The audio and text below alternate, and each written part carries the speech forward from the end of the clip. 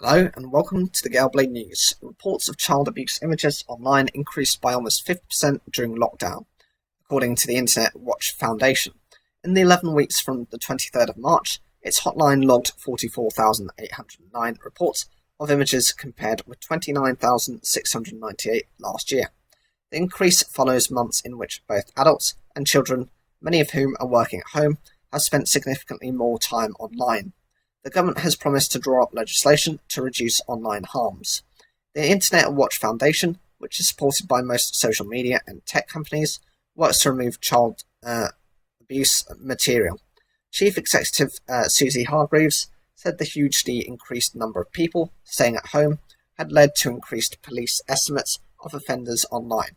When you match that with children being online for so much longer during the day, stuck at home, we suddenly have got the conditions for more child sexual abuse images to be generated, she said.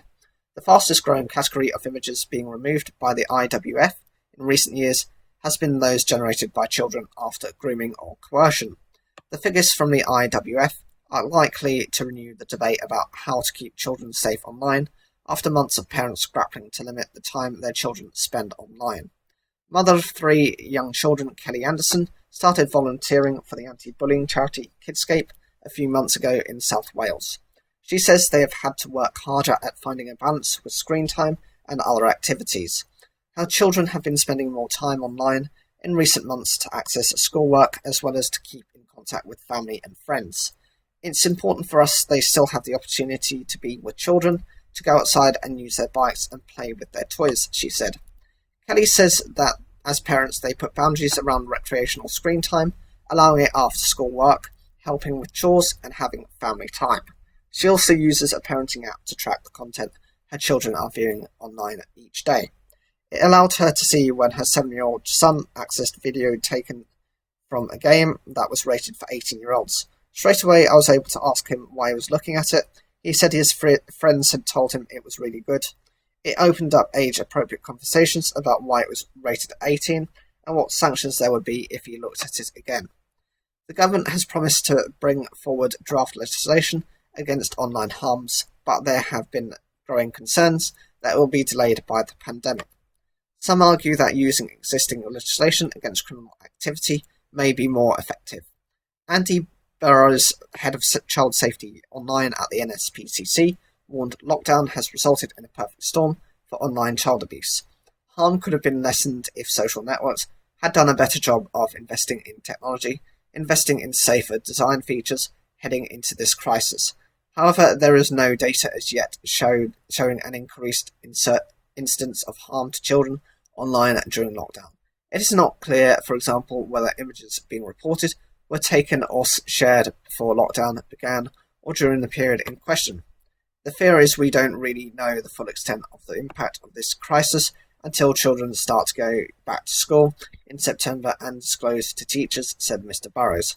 Dr. Victoria Baines is a visiting research fellow at the University of Oxford, who previously worked as an analyst at the UK's Child Exploitation and Online Protection Centre.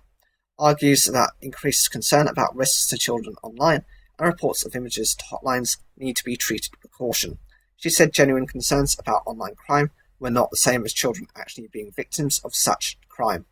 However, she said online we have seen some indications that people with a sexual interest in children are talking about the opportunities in lockdown.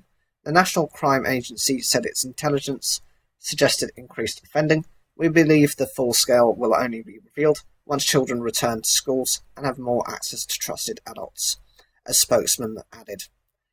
So what do you think about this? Are you concerned? Are you a parent to children? Do you have any relatives who are very young and you feel that they're actually in this situation? And how do you think is best to help them? From my experience, I've not actually witnessed any of this.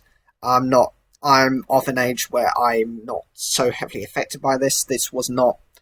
I grew up at a time where there wasn't really an internet.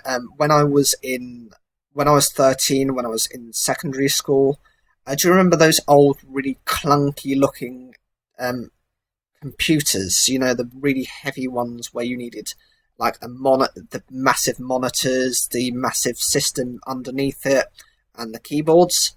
Yes, that's kind of what I grew up with as my technology. And they did advance. They changed my school actually the following year, and we did get some of the sleeker looking ones, but they still had these kind of clunky, heavy bases to them. So for me, I didn't have a computer effectively until I was in year 10 when I was starting GCSEs, where I kind of needed it. And it wasn't something that I was kind of exposed to, but, you know, children these days, you hear of them being able to access and do things with phones at the age of 2 or 3, and so are exposing themselves, not necessarily being aware of what they're doing. Whatever you think, leave your comments down below. Like the video if you enjoyed it, and don't forget to subscribe.